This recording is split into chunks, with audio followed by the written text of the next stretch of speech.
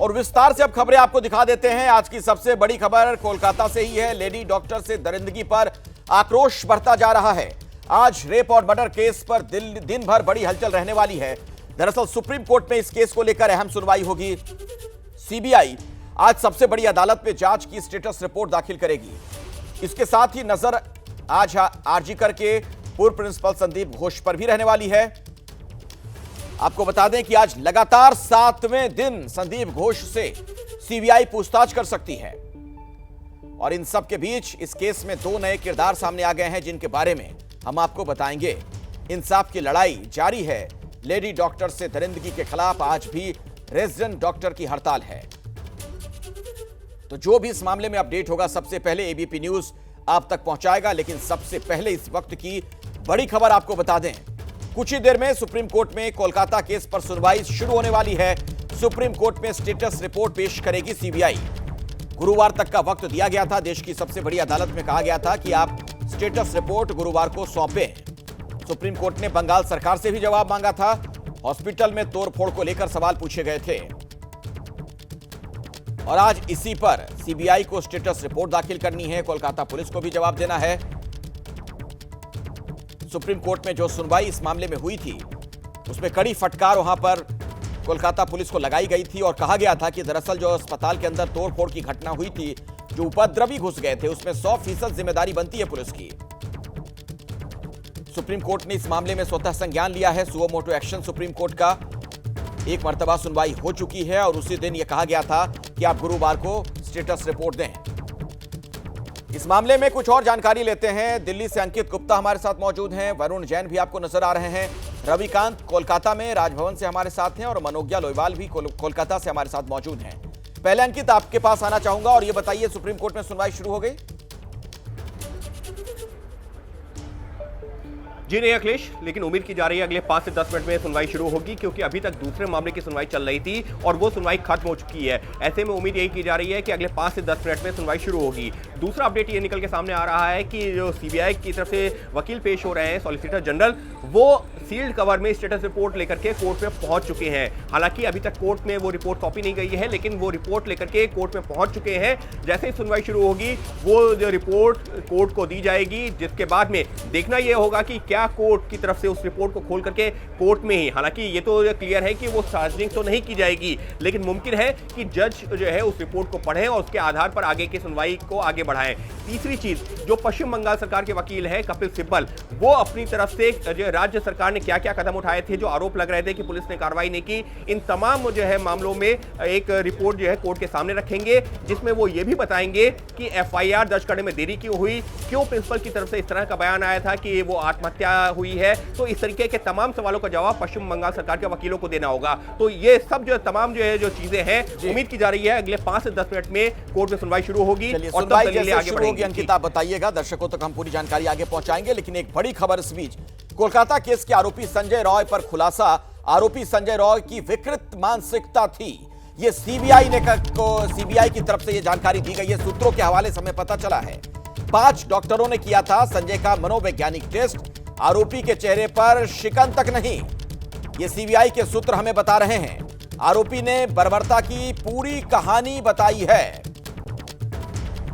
तो सीबीआई के सूत्रों से हवाले के अभी एक बड़ी जानकारी आपको बता दें कि आरोपी संजय रॉय के बारे में पता चल रहा है कि यह विकृत मानसिकता का व्यक्ति था। सीबीआई ने जो अब तक पूछताछ की है उसमें एक बड़ी जानकारी यह निकलकर सामने आई। वरुण जैन इसी खबर पर और ज्यादा जानकारी अब तक पहुंचाएंगे। वरुण, देखिए, बिल्कुल जब सीबीआई ने आरोपी संजय रॉय से पूछताछ की थी तब सीबीआई की टीम को लग रहा था कि वो बेहद मजबूत मानसिकता का है और कुछ छुपा रहा है। इस बर्बरता के साथ उसके साथ कुछ और लोग भी शामिल हो सकते हैं। यही वजह है कि सच को सामने लाने के लिए 5 डॉक्टरों की जो टीम थी वो सीबीआई ने अपने साथ शामिल की थी, जो सीबीआई सीएफएसएल से जुड़े हुए थे और इन्होंने साइकोलॉजिकल टेस्ट जो था वो आरोपी संजय रॉय का किया था।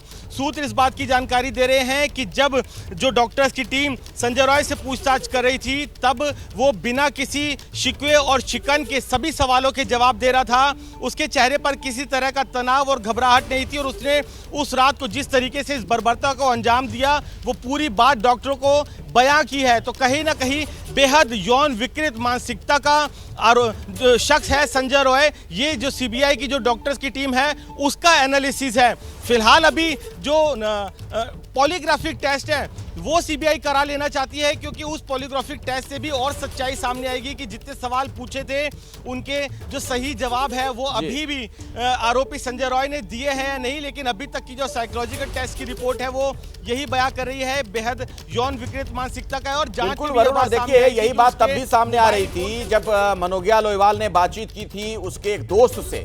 उस बातचीत को भी हम दर्शकों को सुना चुके हैं। उसमें उसका दोस्त ये खुलासा कर रहा था कि कैसे ये व्यक्ति जो है महिलाओं के प्रति घटिया सोच रखता है, उनको लेकर उसकी जो थिंकिंग है बहुत ही गलत है, उसका जो नजरिया था महिलाओं को लेकर वो एकदम विकृत था। और यही बात सीबीआई के सूत्र आपको बता रहे हैं। मनोज्ञा, आपकी भी तो बातचीत हुई थी उसके दोस्त से।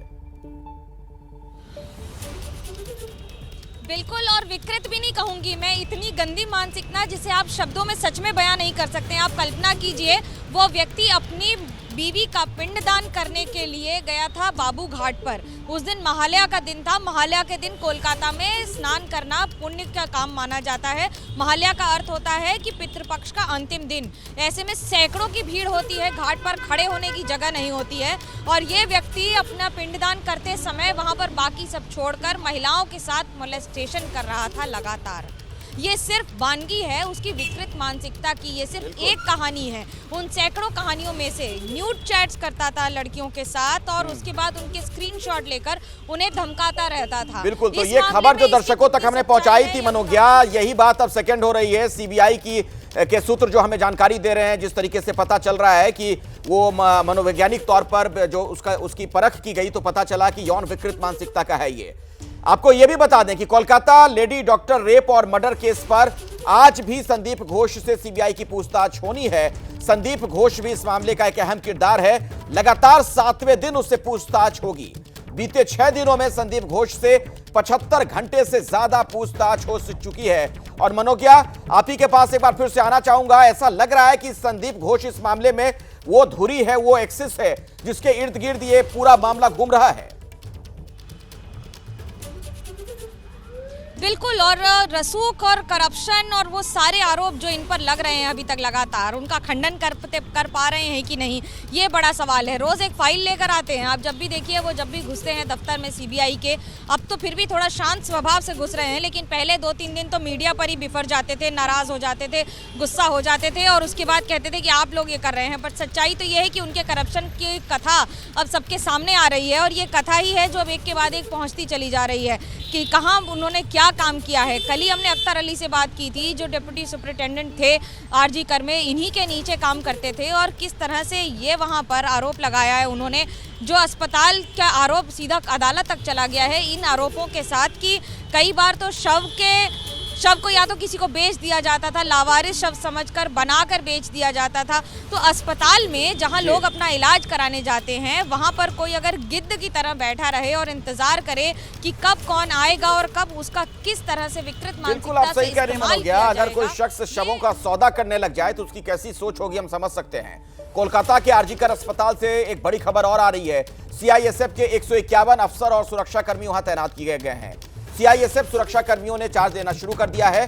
जो हमें जानकारी मिल रही है वहां पर एक असिस्टेंट कमांडेंट की ड्यूटी लगाई गई है, 3 इंस्पेक्टर भी तैनात किए गए हैं, 3 सब इंस्पेक्टर तैनात हुए हैं और 38 हेड कांस्टेबल, इसके अलावा 68 कांस्टेबलों की भी तैनाती वहां पर की गई है। मेरे सहयोगी रविकांत भी हमारे साथ लगातार कोलकाता से मौजूद हैं। रविकांत, कुल मिलाकर अस्पताल में ऐसा लग रहा है कि अब उसे अभेद्य किले के तौर पर बनाया जा रहा है। जब इतना कुछ घट गया तब क्या डॉक्टरों में किसी तरीके से कुछ ऐसा लग रहा है कि भरोसा बहाली कर पाया है प्रशासन, या अभी भी गुस्से में है, वो आक्रोशित हैं? देखिए, डॉक्टरों की जहां तक बात है, डॉक्टर इस पूरी कवायद को लेकर के लगभग इनडिफरेंट हैं। उनका कहना है कि हम सिर्फ अपनी लड़ाई नहीं लड़ रहे हैं, सिर्फ आरजीकर की लड़ाई नहीं लड़ रहे हैं, बल्कि पूरे देश की जो डॉक्टर हैं उस पूरी फ्रेटर्निटी के लिए हम लड़ाई लड़ रहे हैं और हम चाहते हैं कि पूरे देश में सभी अस्पताल जो है वो सुरक्षित हों और वहाँ काम करने का माहौल हो। उनका कहना है कि हम आज यहाँ पर पोस्टेड हैं, कल को सरकारी नौकरी में किसी और अस्पताल में पोस्टेड होंगे, तो यहाँ की 4 दिन की सुरक्षा हमें कितनी सुरक्षा दे पाएगी? जब तक कि हर सरकारी अस्पताल या हर प्राइवेट अस्पताल सुरक्षित नहीं होगा तब तक जो है हमको न्याय नहीं मिलेगा। एक तरफ वो डॉक्टर बेटी के लिए न्याय की लड़ाई लड़ रहे हैं, दूसरी ओर पूरे देश में सभी डॉक्टरों की लड़ाई लड़ रहे हैं। उनका कहना है कि स्त्रियां तो असुरक्षित होती ही हैं, लेकिन अक्सर झड़प हो जाती है मरीजों के परिजनों से। ऐसी हालत में जो मेल डॉक्टर्स हैं उनके लिए भी नुकसानदेह होता है। कभी कभी ऐसा होता है कि जो मेल डॉक्टर होता है वो अगर फीमेल डॉक्टर को बचाने की कोशिश करता है तो उसके ऊपर अटैक हो जाता है। तो जो पूरी फ्रेटर्निटी है उसकी लड़ाई है सिर्फ एक आरजीकर में बिल्कुल आप सही कह रहे हैं रविकांत, एक सिस्टम ऐसा डेवलप करना पड़ेगा कि तमाम जो अलग अलग अस्पताल हैं देश भर में वहां पर सुरक्षा के माकूल इंतजामात हों। सिर्फ सीआईएसएफ की तैनाती कुछ दिनों के लिए एक अस्पताल में कर दी जाती है, उससे माहौल नहीं बदल जाएगा। शुक्रिया आप सभी का पूरी जानकारी दर्शकों तक पहुंचाने के लिए। कोलकाता केस पर सुप्रीम कोर्ट में सुनवाई जारी है। सीबीआई को जांच की स्टेटस रिपोर्ट सौंपने वाली है। टास्क फोर्स में रेजिडेंट डॉक्टर्स को रखने की मांग की गई है। टास्क फोर्स में रेजिडेंट डॉक्टर्स को भी सुने, यह सुप्रीम कोर्ट ने कहा है। तो आपको बता दें कि आज फिर एक बार सुप्रीम कोर्ट में इस मामले की सुनवाई हो रही है। इसके पहले जब सुनवाई हुई थी तो सुप्रीम कोर्ट ने सुओ मोटो एक्शन लेते हुए सीबीआई को भी कहा था कि आप स्टेटस रिपोर्ट दें और कोलकाता पुलिस को भी इस मामले में कहा गया था कि आप जवाब दीजिए। और अब यह कहा जा रहा है कि टास्क फोर्स में रेजिडेंट डॉक्टर्स को भी रखा जाए, जूनियर जो रेजिडेंट डॉक्टर्स हैं। सीधे मैं आपको लिए चलता हूं, मेरे साथ अंकित गुप्ता हमारे सहयोगी मौजूद हैं सुप्रीम कोर्ट से। अंकित, क्या जानकारी मिल रही है? अदालत में जो इस मामले में सुनवाई चल रही है, कुछ और पता चल पाया है? जी बिल्कुल, देखिए अभी जो सुनवाई चल रही है वहां पर वो जो हड़ताली डॉक्टर है, आंदोलनकारी डॉक्टर है, वो उन्होंने जो याचिकाएं दायर की हुई हैं, उनके वकील अपनी दलीलें रख रहे थे। तो उस पर जो है सुप्रीम कोर्ट ने क्या कहा? सुप्रीम कोर्ट ने कहा कि हमने नेशनल टास्क फोर्स का गठन किया हुआ है और आप लोग जो है अपना प्रतिनिधि तय कीजिए कि कौन नेशनल टास्क फोर्स के सामने जाकर के अपनी बात रखेगा। और नेशनल टास्क फोर्स आपके जो भी ग्रीवांस हैं, यानी कि आपकी जो भी दिक्कतें हैं, जो भी शिकायतें हैं, उनको सुनवाई करेगी। लेकिन सबके बीच में मुख्य न्यायाधीश की एक टिप्पणी भी सामने आई है। उन्होंने कहा है कि हमको पता है कि डॉक्टर्स के ऊपर कितना दबाव होता है, 36 से 48 घंटे तक काम करते हैं। और उन्होंने एक अपना वाकया भी, एक अपना अनुभव भी साझा किया कि मुझे पता है, एक बार जो है मेरा भी कोई रिश्तेदार जो है भर्ती था, तो मैं भी एक अस्पताल में जमीन पर सोया हूं जाकर के। तो मुख्य न्यायाधीश की तरफ से और सुप्रीम कोर्ट की तरफ से बताने की कोशिश की जा रही है कि डॉक्टर्स की जो तमाम दिक्कतें हैं के बारे में कोर्ट चिंतित है, कोर्ट अवगत है। लेकिन इसका मतलब यह नहीं है कि आप आंदोलन जारी रखें और मरीजों को परेशानी हो। इसी वजह से सुप्रीम कोर्ट ने सुनवाई शुरू होते सबसे पहले यह कहा कि आप अपनी हड़ताल खत्म कीजिए, काम पर वापस लौटिए और आपको जो भी संरक्षण देना होगा, आपकी जो भी शिकायत होगी, उसको हम सुनेंगे, हम उस पर विचार करेंगे। लेकिन अब इस मामले की सुनवाई जो है, जो मुख्य मामला है, वो अगर हम कहें तो उस पर जो सुनवाई शुरू हो रही है और वहां पर जो है अब यह बताया जा रहा है कि किस तरीके से सीआईएसएफ को तैनात किया गया है अस्पताल में। यानी कि हम बात कर रहे हैं कोलकाता के आरजीकर अस्पताल में कि किस तरीके से वहां पर सीआईएसएफ की तैनाती कर दी गई है सुप्रीम कोर्ट के आदेश के बाद में। और अब यहां पर जो वकील है वो यही बताते हुए कि सार्वजनिक हॉस्पिटल में इतनी दिक्कतें हैं, उसे बताते हुए हमारे पास भी कई ईमेल आए हैं, ये जो है मुख्य न्यायाधीश कह रहे हैं। लेकिन अब जो महत्वपूर्ण चीज है वो ये भी बताया गया है कि सीआईएसएफ की सुप्रीम कोर्ट ने जो पिछली सुनवाई हुई थी 2 दिन पहले जो आदेश दिया था कि वहां से कोलकाता पुलिस को हटा करके सीआईएसएफ की तैनाती की जाए, तो वो तैनाती हो गई है। और वो क्यों महत्वपूर्ण है? जो पिछली सुनवाई थी, जो आदेश था, उससे पहले सुप्रीम कोर्ट ने ये कहा था कि हमको आरजी करके जो डॉक्टर्स हैं, जो वहां पर जो है डॉक्टर प्रोटेस्ट कर रहे हैं, आंदोलन कर रहे हैं, उनमें एक भरोसा बढ़ाना होगा। क्योंकि जो 14 और 15 की दरमियानी रात में जो घटना हुई थी, उसके बाद में किसी का भरोसा नहीं रहा है कोलकाता पुलिस पर। लिहाजा जरूरी है कि उन डॉक्टर्स को भरोसा दिया जाए। और ये क्यों महत्वपूर्ण है? ये इस वजह से महत्वपूर्ण है जिससे कि अगर वो डॉक्टर, यानी कि आरजी करके अस्पताल के डॉक्टर जो काम पर वापस लौटते हैं, तो देश भर में डॉक्टर काम पर वापस लौट सकते हैं। अब एक और अपडेट आया है, एक महिला वकील ने बताया है कि आरजी कर अस्पताल के डॉक्टर अभी भी डरे हुए हैं। बहुत कम डॉक्टर ड्यूटी ज्वाइन की है। यानी कि जो एक महिला वकील है जो कोर्ट में पेश हुई हैं, उन्होंने बताया है कि आरजी करके डॉक्टर कितने ज्यादा अभी भी डरे और सहमे हुए हैं। मुख्य न्यायाधीश की टिप्पणी, उनका यह कहना है कि ये तो बहुत चिंताजनक है। सॉलिसिटर जनरल, हम सीआईएसएफ से उनकी सुरक्षा के लिए कहेंगे। यानी साफ तौर पर कोर्ट को अभी अवगत करवाया गया कि आरजी करके डॉक्टर अभी भी काम पर वापस नहीं लौट पा रहे हैं। इसकी वजह यह है कि वो डरे और सहमे हुए हैं, जिस पर मुख्य न्यायाधीश की जो है टिप्पणी सामने आती है कि ये बेहद चिंताजनक, जिसके बाद में सॉलिसिटर जनरल जो कि जो है केंद्र सरकार के वकील हैं, उन्होंने ये कहा है कि हम सीआईएसएफ से कहेंगे कि उनके ऊपर जो उनका भरोसा है वो वापस लौटे डॉक्टरों का और उनकी सुरक्षा सुनिश्चित की जाए। जी अखिलेश। बिल्कुल, तो इस मामले की सुनवाई चल रही है और आप अंकित से जान रहे थे, पूरी विस्तार से उन्होंने जानकारी दी है कि इस बाबत अब तक क्या कुछ कहा गया है। लेकिन अंकित जरा ये भी बताइए, एक प्रमुख पहलू कोलकाता पुलिस का भी है, क्योंकि जो तोड़फोड़ की घटना हुई थी उससे अदालत बहुत ज्यादा उस दौरान नाराज थी। कहा यह गया था कि 100% वहां जिम्मेदारी बनती थी पुलिस की कि इस घटना को रोकें, क्योंकि जो घटना स्थल है, जो मौकाए वारदात थे, वहां पर साक्ष्यों के साथ छेड़छाड़ कैसे हुई। क्या इस बारे में भी आज कुछ कोर्ट में हो सकता है? अखिलेश, पहले एक अपडेट आया है वो दे देता हूं। यहां पर देखिए एक वकील ने कोर्ट को क्या बताया है। उन्होंने कोर्ट को बताया कि जो पूर्व प्रिंसिपल थे उनके पास में, उनको जिम्मेदारी थी, उनके पास में पैसा था 14 लाख रुपए, और उस 14 लाख रुपए का क्या करना था, अस्पताल परिसर में सीसीटीवी लगवाने थे। और अगर वो सीसीटीवी लगे होते तो इस तरीके की घटनाओं पर नजर रखी जा सकती थी। और जो एसआईटी जो जिसका गठन किया गया है उसका कंट्रोल भी किसके पास में है, वेस्ट बंगाल गवर्नमेंट के पास में, यानी कि पश्चिम बंगाल गवर्नमेंट के पास में, सरकार के पास में। और ऐसे में एसआईटी के ऊपर एक तरह से सवाल खड़ा किया गया है कोर्ट में सुनवाई के दौरान, और यह बताने की कोशिश की जा रही है कि जो पूर्व प्रिंसिपल थे उनके पास में पैसा था सीसीटीवी लगवाने का, लेकिन वो सीसीटीवी नहीं लगवाया गया। यानी साफ तौर पर यह बताने की कोशिश है कि किस तरह से वहां कमियां रही हैं, किस तरीके की दिक्कतें थी। एक अपडेट आया है, अपडेट ये आया है सॉलिसिटर जनरल यानी केंद्र सरकार के वकील से ने कहा है कोर्ट से, आप कृपया स्टेटस रिपोर्ट को देखिए। यानी कि खबर क्या है, खबर यह है कि सीबीआई की संभवतः ये उसी रिपोर्ट की बात हो रही है जो कि सॉलिसिटर जनरल ने कोर्ट को सौंपी है। अच्छा अंकित, एक बात बताइए, आप थोड़ी देर पहले भी जानकारी दे रहे थे कि ये जो रिपोर्ट है ये सीलबंद लिफाफे में वहां रखी जाएगी अदालत में। इसका मतलब ये चीज अभी पब्लिक डोमेन में नहीं आएगी कि अब तक की तहकीकात में क्या बातें सामने आ रही हैं?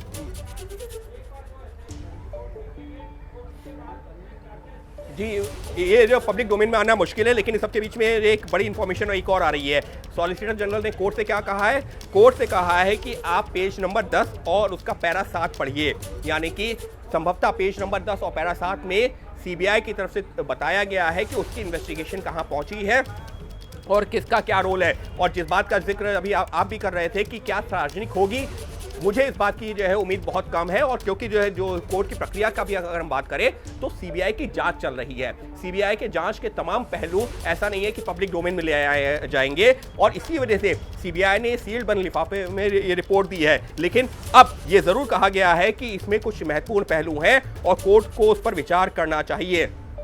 तो यहां यह जरूर कहा जा सकता है, क्योंकि सॉलिसिटर जनरल है और वो सीबीआई को भी रिप्रेजेंट कर रहे हैं, तो अब सीबीआई की रिपोर्ट कोर्ट में पेश हो गई है। अखिलेश, इस वक्त के लिए यह बड़ी खबर है कि सील बंद लिफाफे में सीबीआई की रिपोर्ट जजों के सामने कोर्ट में पेश कर दी गई है। अपने दर्शकों को बता दें कि बड़ी खबर। अंकित, मैं आपके पास आता हूं। दो रिपोर्ट, जिस रिपोर्ट का जिक्र हम आपसे कर रहे थे कि आज स्टेटस रिपोर्ट सीबीआई को सौंपना है, वो रिपोर्ट सौंप दी गई है। सुप्रीम कोर्ट में वो रिपोर्ट रख दी गई है, लेकिन वो सील बंद लिफाफे में ये जानकारी दी गई है। इसका मतलब ये हुआ कि ये चीजें पब्लिक डोमेन में अभी नहीं आ पाएंगी, और ये जांच के लिहाज से बहुत जरूरी भी हो जाता है, क्योंकि बहुत सेंसिटिव केस है, संवेदनशील मामला है। तो अभी अगर जांच से जुड़ी कोई भी ऐसी जानकारी सामने आ जाती है तो जांच इससे प्रभावित हो सकती है। इसका भी अंकित ख्याल रखा जा रहा होगा।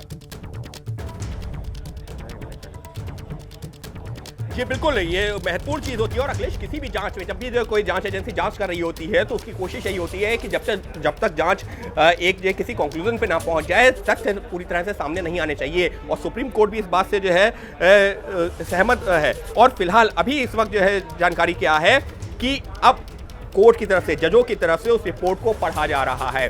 क्योंकि सीबीआई की रिपोर्ट है सीलबंद लिफाफे में अभी कोर्ट के सामने पहुंची है, लिहाजा जज जो महत्वपूर्ण उसके पहलू हैं उसको देख रहे हैं। यानी कि साफ तौर पर सीबीआई की रिपोर्ट में क्या क्या बातें कही गई हैं, भले ही हमको और आपको या तमाम लोगों को ना पता चले, भले ही उन लोगों को ना पता चले जो लोग लगातार सवाल खड़े कर रहे हैं कि सीबीआई क्या कर रही है, बताती क्यों नहीं है, लेकिन सुप्रीम कोर्ट क्योंकि मॉनिटर कर रही है, सुप्रीम कोर्ट के जज फिलहाल उस रिपोर्ट को पढ़ रहे हैं और इसी वजह से जो दलीलें थी ना वो रुकी हुई हैं। लेकिन अखिलेश इस वक्त के लिए सबसे बड़ी खबर यही है कि सीबीआई ने कोर्ट में स्टेटस रिपोर्ट दायर कर दी है, रिपोर्ट दाखिल कर दी गई। ठीक है अंकित, ये रिपोर्ट दाखिल कर दी गई। आज तक का समय दिया गया था सुप्रीम कोर्ट की तरफ से कि आप स्टेटस रिपोर्ट हमें दें, तो वो रिपोर्ट तो सौंप दी गई।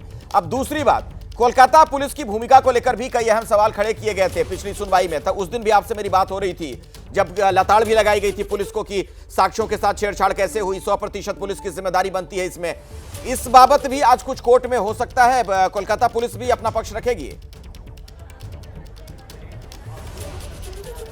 बिल्कुल रखेगी, क्योंकि जो देखिए पश्चिम बंगाल सरकार और कोलकाता पुलिस की तरफ से वहां कौन पेश हो रहा था, वरिष्ठ वकील कपिल सिब्बल ने हालांकि बताने की कोशिश की थी कि पुलिस अपनी जांच सही से कर रही थी और 14-15 की रात में जो घटना हुई थी वो क्यों घटी थी, क्योंकि वहां पर पुलिस उस समय कम थी और अचानक जो है 6 से 7 हज़ार लोग इकट्ठा हो गए थे। वो उन्होंने अपना स्टैंड जस्टिफाई करने की कोशिश की थी, लेकिन फिर भी कोर्ट ने कई सारे सवाल पूछे थे और नाराजगी जताई थी। तो अभी इस वक्त के लिए तो खबर यही है कि वो जो सीबीआई का, क्योंकि इसमें देखिए 2 पहलू हैं अखिलेश। पहला पहलू ये है कि मामले की जांच सीबीआई को सौंपी गई, सीबीआई ने अब तक क्या देखा है वो कोर्ट को बताएगी। दूसरा पहलू यह है कि पश्चिम बंगाल सरकार, पुलिस और प्रिंसिपल के रोल को लेकर के जो तमाम चीजें हैं, कोलकाता पुलिस की जांच में क्या आया, पश्चिम बंगाल सरकार का क्या स्टैंड रहा है, वो कोर्ट को बताएगी। तो अभी जो कोर्ट में सुनवाई चल रही है वो पहले पहलू पर चल रही है, यानी कि सीबीआई की जांच में अब तक के क्या आया है। और अखिलेश देखिए करीबन जो 4 से 5 मिनट का वक्त हो चुका है और कोर्ट में अभी भी जो है वो रिपोर्ट पढ़ी जा रही है, यानी साफ तौर पर जजेस इस मामले को काफी गंभीरता से लेते हुए सीबीआई ने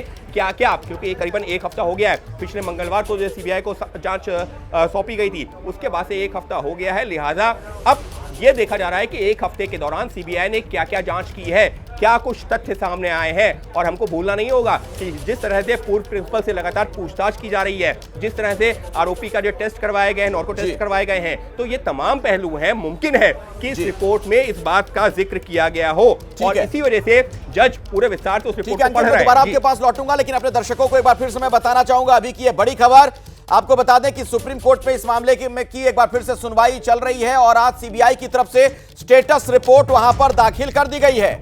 जो जज वहां पर मौजूद हैं, जज की जो बेंच है वो अभी फिलहाल इस रिपोर्ट को पढ़ रहे हैं। सीबीआई ने जांच की स्टेटस रिपोर्ट सुप्रीम कोर्ट को दे दी है। स्टेटस रिपोर्ट का मतलब आप इसे यूं समझिए कि अब तक इस पूरे मामले में सीबीआई की तहकीकात में क्या बातें निकलकर सामने आई हैं, क्या कुछ नजर आ रहा है, वो पूरी जानकारी दी गई है सुप्रीम कोर्ट को। लेकिन यह गोपनीय रहेगी चीज, यानी पब्लिक डोमेन में अभी नहीं आएगी। संवेदनशील मामला है, जांच कहीं से प्रभावित ना होने पाए, इस लिहाज से बहुत जरूरी ये चीज की गोपनीयता बरती जाए। एक बात और है अंकित, पूरे मामले का एक अहम पहलू है डॉक्टर्स जो हड़ताल पर हैं। इससे मरीज बहुत ज्यादा प्रभावित हो रहे हैं और सुप्रीम कोर्ट ने भी इस मामले में पिछली बार जब सुनवाई हुई थी तो टिप्पणी की थी कि बहुत मुश्किल से लोगों का अपॉइंटमेंट मिल पाता है, वो कैंसिल ना होने पाए। आज भी इस पर कुछ कहा है क्या सुप्रीम कोर्ट ने डॉक्टरों की हड़ताल पर? देखिए डॉक्टर यहाँ पर आए थे कुछ रिलीफ मांगने के लिए, यानी कि वो कोर्ट से उम्मीद कर रहे थे कि वो जो हड़ताल पर हैं तो अस्पताल प्रशासन किसी तरह से उनके खिलाफ कार्रवाई ना करे। तो देश के अलग अलग राज्यों के जो है 3-4 डॉक्टर्स की एसोसिएशन आई थी, तो उस पर कोर्ट ने क्या कहा, एक जो शब्द में कहा कोर्ट ने, पहले आप हड़ताल वापस लीजिए, आपकी जो भी चिंताएं हैं हम उसको दूर करेंगे, लेकिन पहले आप हड़ताल वापस लीजिए। तो अखिलेश आज की जो सुनवाई होगी ना, जब आदेश आएगा तो एक पहलू ये बहुत महत्वपूर्ण पहलू होगा। क्यों? क्योंकि 2 दिन पहले जो सुनवाई हुई थी सुप्रीम कोर्ट ने कोई एडवर्स ऑर्डर, यानी कि डॉक्टरों की हड़ताल को लेकर के कोई जो है उनके खिलाफ ऑर्डर नहीं दिया था, लेकिन अब सुप्रीम कोर्ट ने उस दौरान अपील की थी, देश भर के डॉक्टरों से अपील की थी कि आप मरीजों के हितों का ध्यान में रखते हुए आप काम पर वापस लौटिए। लेकिन डॉक्टर्स ने हड़ताल नहीं खत्म की है और सुप्रीम कोर्ट ने उस दौरान यह भी कहा था कि कई मामलों में तो मरीजों को कई महीनों बाद, कई सालों बाद तारीख मिलती है अस्पतालों में इलाज करवाने की, और ऐसे में अगर डॉक्टर हड़ताल पर चले जाएंगे तो मरीजों के हितों की रक्षा कौन करेगा। लेकिन अभी भी हड़ताल वापस नहीं हुई है, तो आज की जो सुनवाई के बाद में जो आदेश आएगा, मुमकिन है कि डॉक्टरों को लेकर के या जो उनकी हड़ताल है उसके आंदोलन को लेकर के सुप्रीम कोर्ट की तरफ से कोई सख्त टिप्पणी भी हो। हालांकि अभी तक सुप्रीम कोर्ट ने बस इतना जरूर कहा है कि हम आपके हितों की रक्षा करेंगे, लेकिन पहले आपको काम पर वापस लौटना होगा। जी बिल्कुल, तो पहले काम पर वापस आप लौटें, आपके हितों की रक्षा की जाएगी, यह कहना सुप्रीम कोर्ट का। और यह जरूरी भी इस लिहाज से हो जाता है क्योंकि डॉक्टर, जिन्हें हम धरती पर भगवान कहते हैं, अब वो जब हड़ताल पर रहेंगे तो आप सोच सकते हैं कि इसका कितना ज्यादा असर होता है। कई बीमार जो होंगे गंभीर तौर पर, उन्हें किस तरह की दिक्कतें हो रही होंगी। आपको पता है कि अपने देश में मेडिकल सुविधाओं की क्या हालत है, खासतौर पर सरकारी अस्पतालों में हफ्तों का इंतजार लोगों को करना पड़ता है, तब जाकर कहीं उनका नंबर आता है। और ऐसे में अगर वो अपॉइंटमेंट कैंसिल हो जाए तो कितनी दिक्कत हो रही होगी। और उसकी तस्वीरें एबीपी न्यूज पर हम आपको दिखा भी रहे हैं। देश के जो विभिन्न अस्पताल हैं, बड़े अस्पताल हैं, सरकारी अस्पताल हैं, वहां पर मरीज त्राहिमाम है, परेशान है। अब ऐसे में ये गतिरोध टूटे कैसे, ये भी एक बड़ा सवाल तो अंकित बना हुआ है।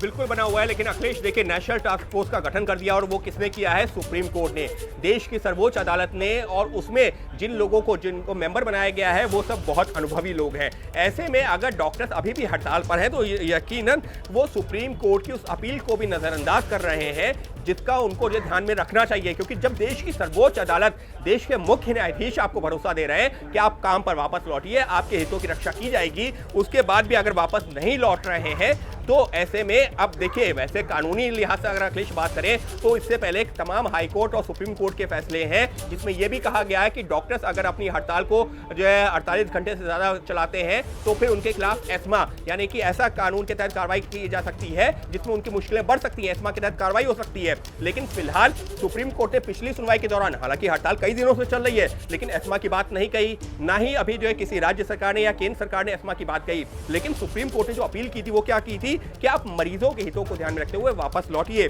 लेकिन अब तक डॉक्टर नहीं लौटे हैं, तो ऐसे में आज क्या सुप्रीम कोर्ट कोई कड़ा रुख अख्तियार करेगा, यह भी देखने वाली बात होगी। लेकिन फिलहाल अभी तो सुप्रीम कोर्ट ने डॉक्टर से जरूर कहा है कि आप अपने काम पर वापस लौटिए, हम आपकी बातें सुनेंगे, आपको संरक्षण देंगे। लेकिन अखिलेश, इस वक्त एक और जो अपडेट आपको देना चाहूंगा, अपने दर्शकों को देना चाहूंगा, वो है कोलकाता मामले में जो सीबीआई की रिपोर्ट आई थी, उसके बारे में एक जानकारी मिली है कि ये रिपोर्ट ऐसा नहीं है कि 2-4 पन्नों की है। ये रिपोर्ट, इसमें जो है 1 दर्जन से ज्यादा पेजेस की ये रिपोर्ट है। और फिलहाल क्योंकि एक बड़ी रिपोर्ट है, उसके तमाम जो महत्वपूर्ण पहलू हैं उनको कोर्ट के सामने जो है सॉलिसिटर जनरल, यानी कि जो सीबीआई को भी रिप्रेजेंट कर रहे हैं, उनको बताया गया है और फिलहाल जज वो पढ़ रहे हैं। तो इस वक्त के लिए बड़ी खबर ये भी है कि ये रिपोर्ट ऐसा नहीं है कि 2-4 पेजेस की रिपोर्ट है, सिनॉप्सिस वो दे दिया गया, लेकिन सीबीआई की तरफ से विस्तार से एक रिपोर्ट, ये बड़ी जानकारी अंकित आप दे रहे हैं। दर्शकों तक ये सूचना भी मैं पहुंचा दूं कि विस्तार से पूरी जानकारी दी गई है। ये जो पूरी रिपोर्ट वहां पर रखी गई है, कई पन्नों की रिपोर्ट है और अब तक की जो तहकीकात है सीबीआई की,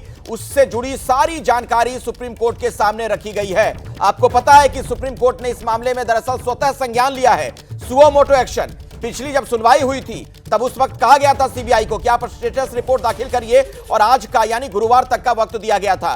कोलकाता पुलिस से भी सवाल जवाब किया गया है, वहां के प्रशासन को, पुलिस को सवालों के घेरे में खड़ा किया गया। इस पूरे मामले में सुप्रीम कोर्ट का रुख बहुत सख्त नजर आ रहा है। सुप्रीम कोर्ट की नाराजगी भी देखने को मिली थी, कई सख्त टिप्पणी वहां की पुलिस के खिलाफ भी की गई थी और आज सुप्रीम कोर्ट के आदेश के मुताबिक सीबीआई ने स्टेटस रिपोर्ट दाखिल कर दी है। कई पन्नों की यह रिपोर्ट है और फिलहाल जो सुप्रीम कोर्ट के जज हैं वो इस रिपोर्ट को पढ़ रहे हैं। तो अंकित, क्या एक मतलब इसका हम ये निकाल सकते हैं कि अगर जज इस रिपोर्ट को भी पढ़ रहे हैं तो किसी तरीके का कोई आदेश भी आज ही वो हो सकता है जारी भी करें? बिल्कुल अखिलेश, एक अंतरिम आदेश एक और जारी हो सकता है, क्योंकि 2 दिन पहले भी हमने देखा था आदेश जारी हुआ था और वो अब रिपोर्ट जो है जो बेंच के सामने रखी गई थी वो पढ़ चुके हैं और उनका पहला सवाल सामने आया है। मुख्य न्यायाधीश ने क्या सवाल पूछा है? क्या आरोपी का मेडिकल एग्जामिनेशन हुआ है? यानी कि रिपोर्ट को देखने के बाद में अब कई सारे ऐसे सवाल होंगे जो अब कोर्ट के जहन में होंगे और अब वो एक एक करके सीबीआई से पूछे जाएंगे और कोलकाता पुलिस की तरफ से जो वकील हैं उनसे पूछे जाएंगे। तो फिलहाल सहयोगी निपुण सहगल जो लगातार इस पूरी सुनवाई पर नजर बनाए हुए हैं, उनके हवाले से एक जानकारी आई है कि मुख्य न्यायाधीश ने पहला सवाल भी यही पूछा है कि क्या आरोपी का मेडिकल एग्जामिनेशन करवाया गया। अब सीबीआई का क्या जवाब होता है वो भी आपको बताएंगे, और कोलकाता पुलिस अगर कुछ कहती है तो वो भी बताएंगे। लेकिन अखिलेश, महत्वपूर्ण क्या है, सीबीआई ने ये सवाल कब पूछा? ये सवाल करीबन 10 मिनट तक उस रिपोर्ट को पढ़ा है जो कि कई पन्नों की है, और उसके जो तमाम जो महत्वपूर्ण पहलू होते हैं, एक कोर्ट की कार्रवाई का ये भी हिस्सा होता है, वो भी बता देता हूं अपने दर्शकों को, कि जो भी महत्वपूर्ण हिस्सा होता है उसको फ्लैग किया जाता है, यानी कि उसको मार्क किया जाता है, जिससे कि जब भी जज रिपोर्ट पढ़ रहे हो तो वो इन महत्वपूर्ण हिस्सों को जो है फटाफट उसको देख सके, क्योंकि पूरी रिपोर्ट पढ़ने में वक्त लगता है। ये लीजिए, सॉलिसिटर यानी कि जो सीबीआई के वकील हैं, उनका जवाब सामने आया है। इसमें उन्होंने कहा है हमें वो नहीं मिली है, हम घटना के 5वें दिन जांच में आए हैं, उससे पहले पुलिस ने जांच की। ये लीजिए, सीबीआई अब ये बता रही है कि हमको मेडिकल एग्जामिनेशन के बारे में जानकारी नहीं मिली है। क्या ये बताने चाह रहा है? क्योंकि जो सॉलिसिटर ने जवाब दिया है, फिर से दोहरा रहा हूं, हमें वो नहीं मिली है। क्योंकि कोर्ट का सवाल क्या था, क्या आरोपी का मेडिकल एग्जामिनेशन हुआ? जवाब क्या आया? बहुत बड़ी खबर आप दे रहे हैं अंकित कि आरोपी का मेडिकल एग्जामिनेशन हुआ कि नहीं, ये सवाल वहां पर पूछा गया था कोर्ट में, और इसके जवाब में कहा यह गया सॉलिसिटर की तरफ से कि हमें वह नहीं मिली है, हम घटना के 5वें दिन जांच में आए। ये तो अंकित पूरे मामले में एक बहुत बड़ी चूक के तौर पर इसे देखा जाएगा। फिर तो अब तक मेडिकल एग्जामिनेशन की रिपोर्ट ही नहीं मिली है सीबीआई को। अखिलेश, अगर ऐसा हुआ है तो यकीन मानिए बहुत बड़ा लैप्स है, लेकिन अभी ये भी कुछ भी कहना जल्दबाजी है, हमको थोड़ा इंतजार करना चाहिए।